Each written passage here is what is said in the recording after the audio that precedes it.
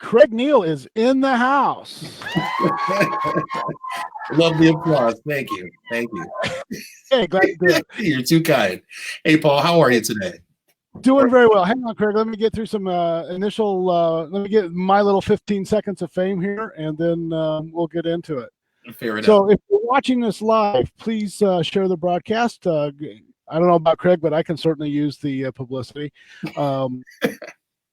If you have any questions for Craig, please ask them down in the comment section down below. I'll probably end up slipping Craig an extra $20 or something just to see if we can twist his arm and answer his questions on live. This is the best time in the world at catching. So Craig Neal, welcome from Craig Neal Consulting. Do I have that right? Well, Craig Neal Corporation is a part Craig of Neal Corporation. Okay. the brand corporation. You are a Craig Neal. Yeah. The one label that I think we can put on you is consultant. Is that true? Yes. And okay. If you don't mind, how about collaborator? Which is collaborator. Yeah, there you go. Okay. You know, I love seeing you at chamber events because you don't fit into any one label. We've seen each other, I don't know, maybe 3, 4, 5 times. Sure. And it's always great learning more about what it is you do. And I always learn so much from having breakfast with you and just eavesdropping on the conversations you have with people around the table with us. Well, so thank you very much. I appreciate your tolerance and letting me break bread with you together every so often. Hey, well, yeah, likewise. I believe our first interaction was, very impactful, as you had described your passion for what you do as well. So, kudos to you for being, authentic. Well, I appreciate that. Well, you mentioned passion, Craig. Tell me a little bit about what you do and what your passion is. Okay. Well, what I do, I am the CEO and the president of the We Speak Brand Corporation. And it's not a tongue twister, but truthfully, we focus on organization, articulation, and innovation. So with that, we have 4 subsidiaries that complete that cycle. So Craig Neal Corporation, where I act as a collaborator, and I do some consulting, I do some coaching, but that's more on the organizational development realm and process improvement. And then we have, of course, Marca Voce, which is our branding and naming firm to help articulate that message. We have Big Data in 3Sight, Market Research and Focus Group, where we, of course, collect information and apply it to the strategies that we work on. And lastly, Paul, we have Beta Trio, which is our business intermediary, as well as an IP, meaning intellectual property, resource center. So that's what I do. I get to oversee pretty much the entire process with clients. But you had mentioned, you'd asked passion. I'm passionate about people. And, just to, fill the audience in with some of that jabber we were having earlier, we were talking about Walmart technology, AI, VR, and all these great things. But honestly, I have a firm belief, this is my 22nd year doing this. Of course, it's morphed over time, and I've used technology, as a tool, as it's meant to be, but it shouldn't replace people. So our last fight in, being, I guess, competitive would, of course, begin with people, which I'm, very passionate about. That answers your question there, Paul. It does. So it sounds like with all of the corporations and the company, and what you've got going, that you're really coming in and you're taking a more holistic approach to the whole organization, whether it's, the marketing and all of that, how to use technology, how to, get corporate culture. Does that come close to what you do? There are a lot of things, it's funny, even, when, I take the time to, share with it, the goal is to be, as concise and simple as possible. But when you have a lot of things going on, you need to take a few moments and listen. But moreover, you kind of hit it on the nail. It starts with people. It starts with, okay, how are people functioning? And then how can we really stand out? I mean, when I mentioned, organization, articulation, and innovation, I mean, it's a process. If we focus on, the next big thing and, jump on every new fad that's out there, we'll spend more time chasing. My goal is to, help even, so I work with Fortune 5s, and I also work with privately held organizations. I really, really enjoy working with family-run companies as well. Those have been in, I guess, in business over a period of 2, 3, maybe even 5 generations. Those are always exciting because there's a way of doing things, and you're really finding the core and the heart of what the founding members of that organization, wanted. So how do you apply that? How do you adapt it to the real world?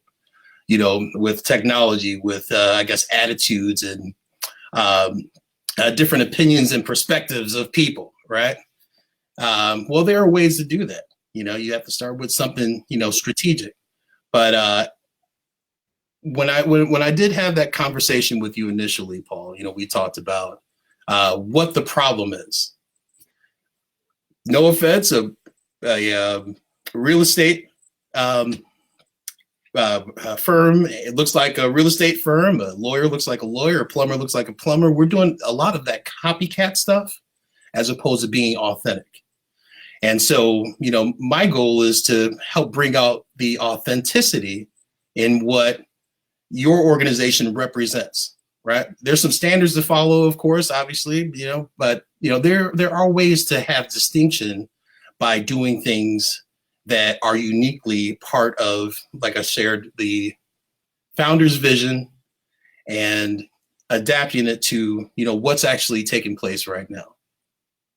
Well, you brought up real estate, and I can certainly appreciate that because we're seeing a lot of the big name brands. And Keller Williams, we just had our big family reunion, so this is kind of our spring kickoff. And Gary Keller just announced the launch of our new contact relation manager. It's our CRM, but it is really more of I think what it stands out, what I am so excited about as a Keller Williams agent, is that it is not just the relationship manager, but it also has an integrated transaction management. It is really everything, the proverbial soup to nuts, A to Z, manages everything on one integrated platform. Mm-hmm. And I know that amongst a lot of the big franchises, especially the new franchises, there's this big battle going on between getting the most technology and making it the most user friendly. For a long time, real estate wasn't that way. The power the real estate agents had was in their information, because we were the keepers of the. You're too way young to remember this, but the multi-list used to come out in this catalog that was printed every 2 weeks, and that's where all of the new listings were. And then they came along with this silly thing called an internet, and all of a sudden everybody had access to all of the information. Right, but so that was a game changer. But now we're integrating more artificial intelligence, and we're seeing that more and more in other industries. I'm assuming that you're seeing that with your clients as well. Well, absolutely. I do have a market research and focus group firm, where, we collect a lot of data, and we really help our clients make sound decisions based off of that, but not just, through primary and secondary. We have a tertiary, approach to it as well. I mean, I could talk about that later. But, you mentioned systems that, are incorporated. Do you believe the new CRM, shouldn't replace that human interaction and that relationship building? Because we're both in that same type of business. It's based on relationship, truly. And, you'll be able to retain clients or get referrals based on, what they see in you. Anyone can sell, of course, real estate, or anyone can, I guess, consult or collaborate. Now, wait a minute. Not everybody can go. No offense, because it's already out there. But those who I've seen become successful, and the basis to a lot of success that I've had, and I know you have too, Mr. Elite. It's based on having that relationship, and we use that technology to help do the job more efficient. But yeah, Right. The internet and I guess data mines have really changed the way that we interact. And I'll tell you, Paul, since we're on that topic, one of the challenges that I see is that we do have a younger generation coming into the workforce, and I look around like this is really what we have. They're learning, they're using the access to information, and just because you see it doesn't mean that you understand it fully or understand what is at the core of it. And so we communicate with phones and laptops and all types of devices, but we have to meet at some point. And when we meet, are we authentically engaging with people, or are we pulling away, afraid to do anything that doesn't require tapping thumbs? I mean, if we were able to give everyone a high thumb every day, maybe it'd be great. But that seems to be the way our society is evolving. And So yes, we're not supposed to be texting or IMing across the dinner table. Well, we both have kids. Are yours grown? Because I know we had that conversation. Mine are grown. Yeah, empty nesters. I remember you shared. Yeah. Well, we have a grown one and a couple young ones here, and we see that quite often. But what happens when we sit down and meet a potential business relationship, or just engaging in just plain conversation between two people or more. We usually fall back on that. My phone's been going off, but it's not urgent. And when I get into situations like that, I'll give you a brief. I had a great stint with Darden, and Darden, used to have the Olive Garden. I'm sorry, they used to have Red Lobster. Now they have the Olive Garden, Red Longhorn Steakhouse, and quite an eclectic mix of different flavors.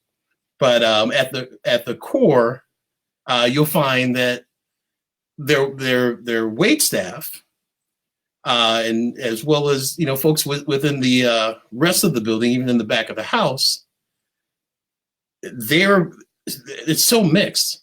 You have a server that is probably post retirement and just doing a few shifts a week.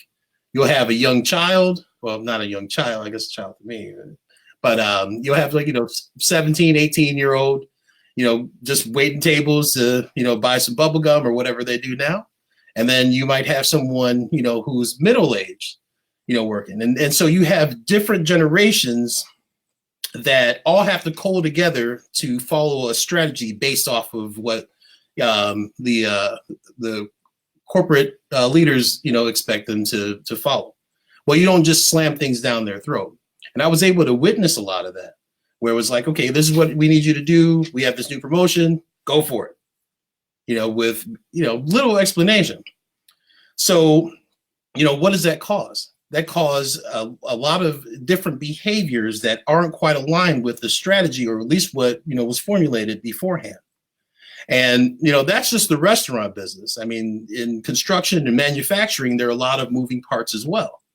And so you have different generations that don't quite see the big picture from the same lenses.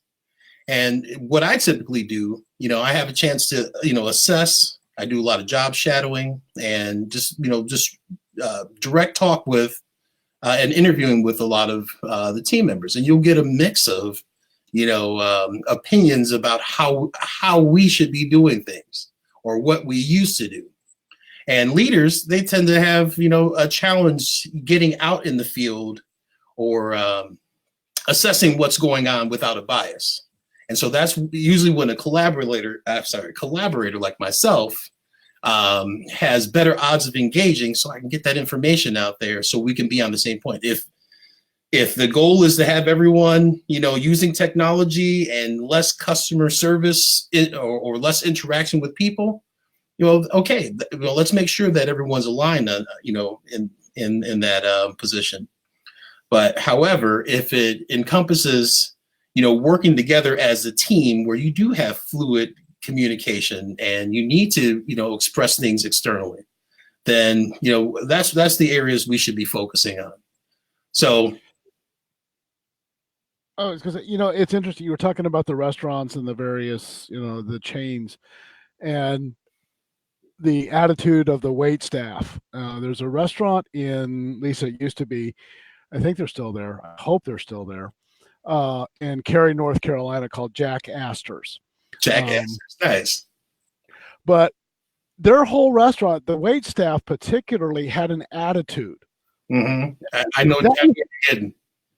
I mean, some of those, I want to say the girls, but that's sexist. So we'll just say, be politically correct once in my life and say the servers.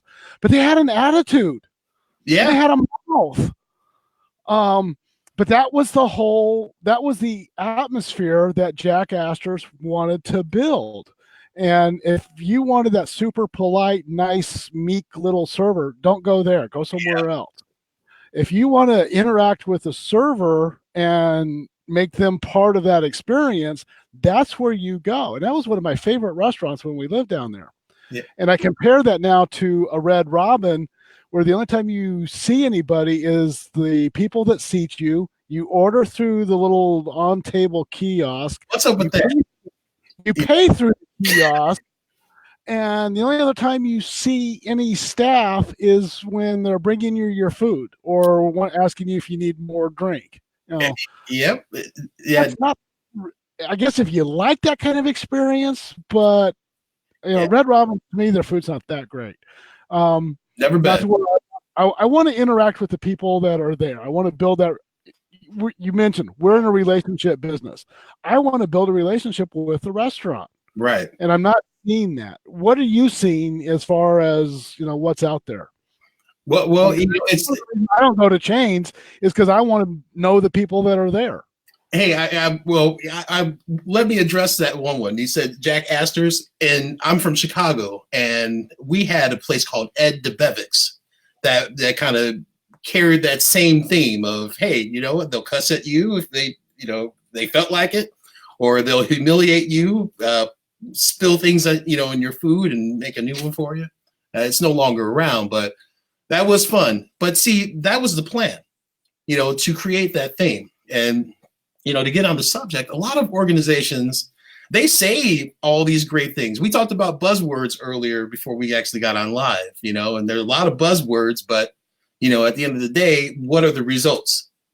Hey, we're great. We're dependable. We're reliable. When I break down or dissect the mission, vision, values statement or plaque, if your people can't repeat or recite or share that, you have one of two problems. One, they may be too long and exhaustive.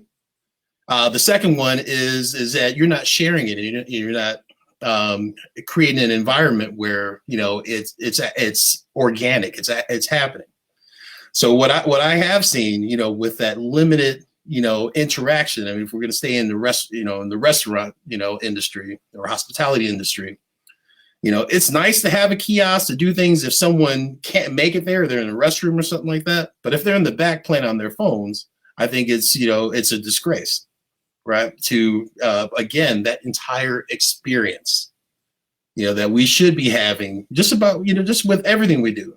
24 hours still goes, I think it goes at the same rate as, a clock that was made in, the 1930s, right?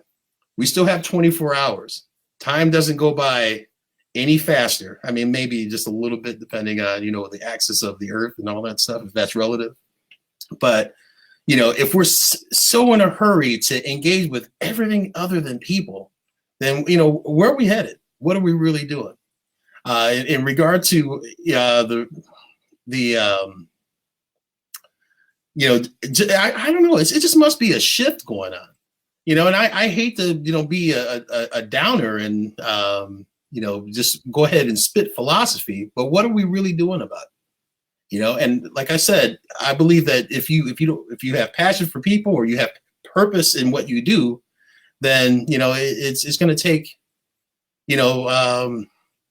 people to authentically step up and, express it in regard to business. Now, if we're not exemplifying the behaviors that we want our team or our people to exemplify, then we're not doing a great job, right? If we're communicating to the rest of the world, hey, we're dependable, we're reliable, but truly, that's not what, we stand for inside.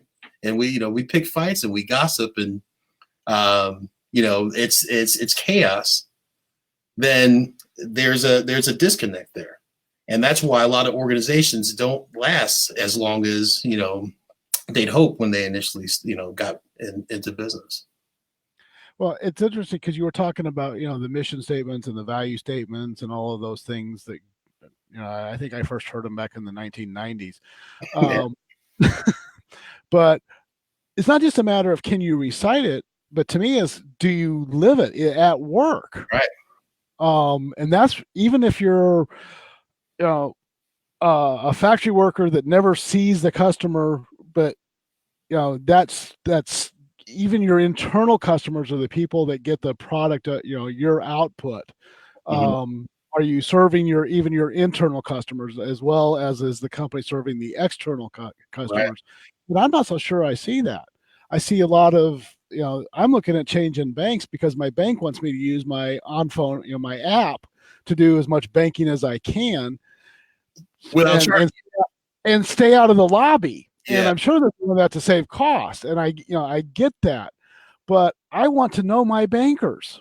I so when I walk in, I like somebody saying, "Hey, Mr. Tace, how are you doing?" as opposed to, "Hi, may I help you?" or, next, please. Have you been here before? No. Yesterday. Do you have an account here? Right. And I see so much of that's just going away. It is. It's fading, but rest assured, you have Super Craig to the rescue. My goal is to help as many people as I possibly can. And you talked about it,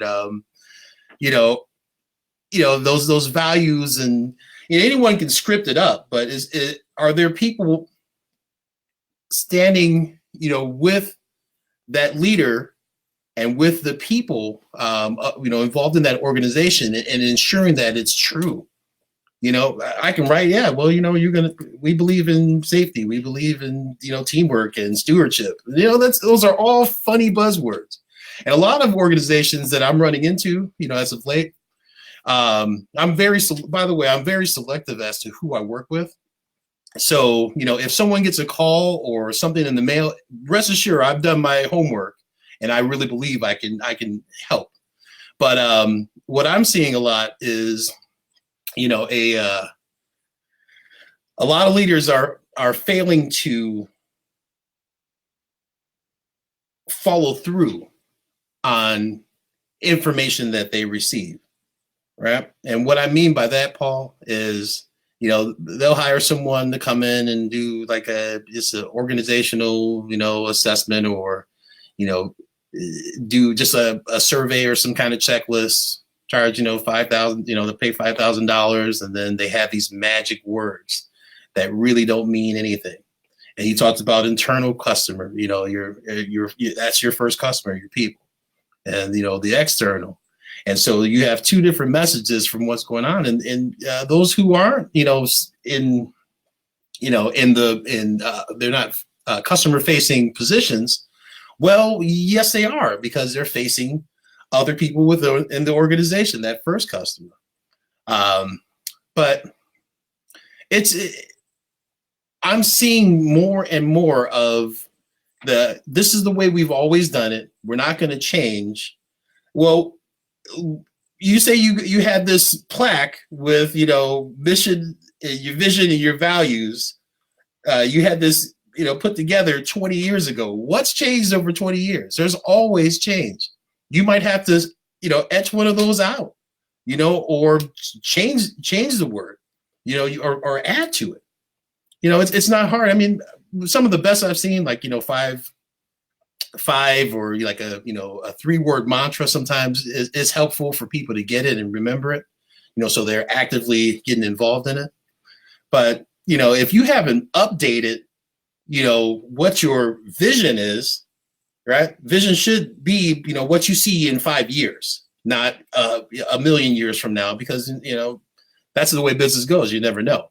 That's the way life goes. You never know. I got to just to play devil's advocate. My go-to for the company that lives their vision statement, regardless of what you think of them, is Southwest Airlines. Southwest set out to be the low-cost airlines out there. And every time I hear stories about Southwest and, how they do business, and it shows.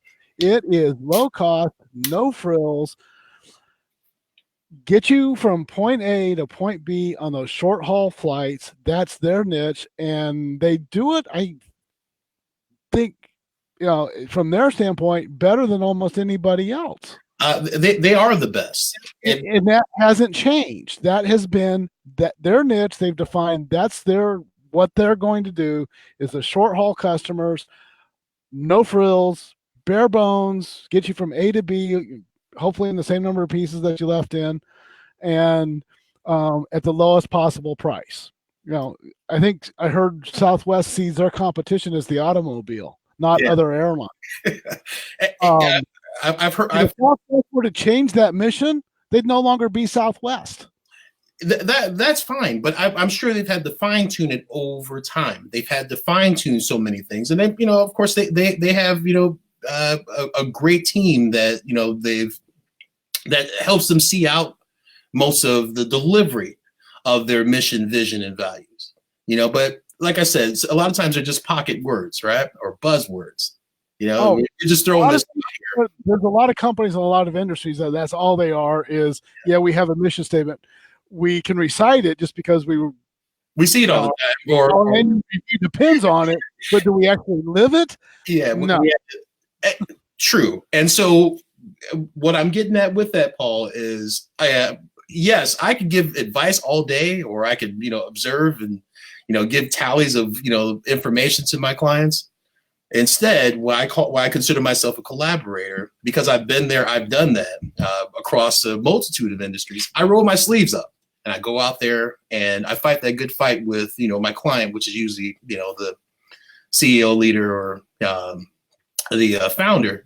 And I work with their team, and we ensure that we're authentic in the way that we deliver on those promises, right? In business, there are 2 things that, you definitely need. Right. You need to have, of course, your purpose. What are you here for? What are you doing? It's not what you sell, because, the majority of things are commodity. It's what you do. When someone says, okay, well, what am I buying? What am I really buying? Am I buying luxury, convenience? Those are the things that you need to hone in on. And you definitely need to let people know that you built it, or you actually have that solution for them. And what tends to stymie that whole process, or that A to B path, is organizational challenges, right? You can make anyone look like $1 billion, but if we're not acting like that, then we'll be found out. And so, that's one of the goals that I have, at least for the next 20 years, where I will indeed change or update some of my mission, vision statements for, our organizations, and do some fine tuning along, the lines. But what happens with a leader that's, exceedingly, or exceeding, or at least meeting their goals, they probably have 2-3% growth consistently. Well, everything's working out fine. Great. Why do I need to go back and, really focus on my people? It seems like we have the right people in the right seats, and we'll just keep at it, and one of the errors that are being made is that the realization and the self-awareness that has to come with adapting to change. things change. Just 2 minutes ago, something changed in our respective industries that we will find out, I guess, hopefully tomorrow. But we have to be able to adapt to them, right? So how do you? I'm on the ball. I saw it coming, and or I've already adapted to it before it got. What? No one wants to be in that position, but we get comfortable, and it's like, yeah, whatever. So, I've had the fortune to manage 300 people at one time, right? So that's a lot of different personalities, perspectives, and behaviors that you really have to cull in together. I mean, these are my corporate walks, right? And one of the most essential things is and what helped motivate people, because motivation is intrinsic, right? You gotta motivate yourself. I can't motivate someone, but I can inspire people to do their best by showing them that I'm going to, do my best despite, whatever obstacles are, coming about. So when we talk, if we jump back into, values, those are the behaviors that, everyone should exemplify. That's the way we do things around here. So we get the job done and we deliver on our promises and all that other, talk. Well, if leaders or those who are in, supervisory positions, are not walking the walk and talking the talk, then automatically there's a disconnect. And you think, someone who just, got on board and got all the fanfare of, hey, welcome to our team.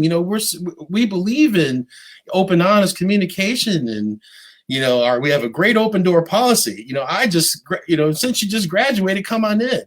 And the party's over as soon as they fill out, their W-4s, right? And they're right into the real skinny of things, and the almost buyer's remorse. Like, why did I get involved with this company? I thought that I worked for that company. Yeah. Shucks. And what here's some results that I've seen too, right? So there are three things that that will help you make money, right? It's your people, how you use the talent that you have, right? There, of course, are your processes. Well, you can eliminate, certain, useless functions, within a particular process, or you can improve upon that process to, of course, increase the value of it. And then, your positioning. How do you position yourself in the marketplace? And those are the three areas that I focus on, under, my consulting practice or my collaboration practice, that help drive, the results that, we set out, to plan. But what I was getting at with that, Paul, is if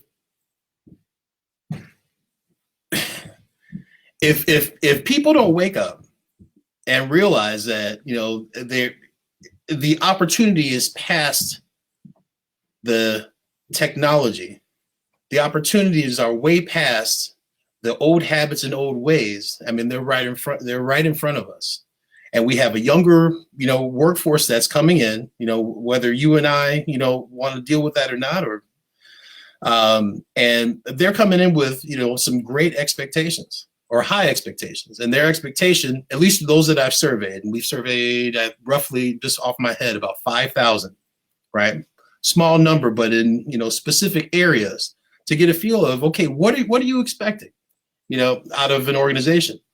Before, it was like you're going to hop and go to, work for 7, companies. That's what they told me, like in the late 90s. You'll work for 7 organizations in your lifetime. Now you're seeing millennials wanting to stay with an organization for a longer period of time, right? But what they're seeking is purpose. What they're seeking is impact and an opportunity to really provide, what they either trained or went to school for, or becomes a part of something larger, right? We all get involved with causes we believe in because, it's something bigger than us. But who wants to, go somewhere where, they really don't, they don't care about it, and they, they're just working a job. So when they have that barbecue and a family member says, hey, Bill, how's that job going? It's all right. The results I've seen, from some of the intervention that, and the collaboration I've done, is now they're saying, you know what, this is what we're doing. It's great. Let me tell you about it. And that can help, of course, recruit more talent, like people like, birds of the feather flock together. But also they're becoming your brand ambassadors and really sharing the highlights of it because they're on the front lines. So that changes the scope of where an organization that needs to adapt to this new workforce and this ever-changing technological world. It helps position them, in a better light. And you had talked about really encompassing a holistic approach to it. It's not. I don't do advice. I can. I mean, hey, everyone wants to, put in their 2 cents. But advice is cheap. Are you willing to roll up your sleeves and really dive into the issues? Are you willing to be honest with yourself? Do you really care about the longevity of this company? Do you want to continue it on for generations and generations? But more importantly, do you care about the people that you see more than you see your own family? Do you really care about them? All right. What do you want them to do? What do you want them to achieve? And I can't give you the source, but I did hear, the measure of someone's success is really comes down to the people, around them, right? If I'm doing successful, then the people around me should be doing successful as well. My team or, my staff or whatever. So, yeah, that's my last long-winded one, I hope, Paul. I was going to say, we are, I enjoyed it, and I would love to have you back to continue this conversation, but we are running long. So would you, I'm going to put you on the spot. Would you agree? We'll get together. We're going to connect, I'm sure, at another chamber event here pretty quickly if the weather ever cooperates. But would you be willing to come back and we could talk about some other area or continue this conversation? Because I am enjoying it immensely. Hey, likewise. And absolutely. You can count me in. But I do want to give you kudos as well, Paul. Thanks for, even sharing this with me. I think you have a great platform here. Then, I'm very, very thankful that I got to join you this evening. It's been a while. It's been, the holidays and things, thanks. Yeah, the holidays got into it. And then I know the weather kind of messed up some of the chamber events, and that's where I can almost count on seeing you at some of the, a lot of those chamber events. And I see that the mixer tomorrow night got canceled for this. Oh, it's canceled. No wonder I didn't get it back because it was sold out. I was like, wait a minute, like, is anyone going to call me back and say, there's some room available? But I found an email. But anyway, hey, real quick, sir, how do people get a hold of you? What's and I've lost my keyboard, so say it slow so people can write it down. But what is a phone number or a website? How do people get a hold of you? Either. Everything starts with a conversation. I would prefer that you call me. So I'm going to give you 2 numbers, and I'll also give you a web address. All right. So you can call me on my office. Actually, you know what? Let's go ahead and go mobile. 717-330-7512. That's my cell phone. If you're interested in sparking a conversation, I'm your guy. But you can learn more about me at Craig Neal. That's CraigNeal.com. Or visit WeSpeakBrand.com to learn more about the full panoply of our offerings. Awesome. Craig, looking forward to it. Thanks again for your time. And we'll be doing breakfast here at some point, I'm sure. Yeah, let's make it happen. I'll give you a call as the rest of the week passes. Sounds like a plan. Thank you, sir. Have a good night. Have a great night.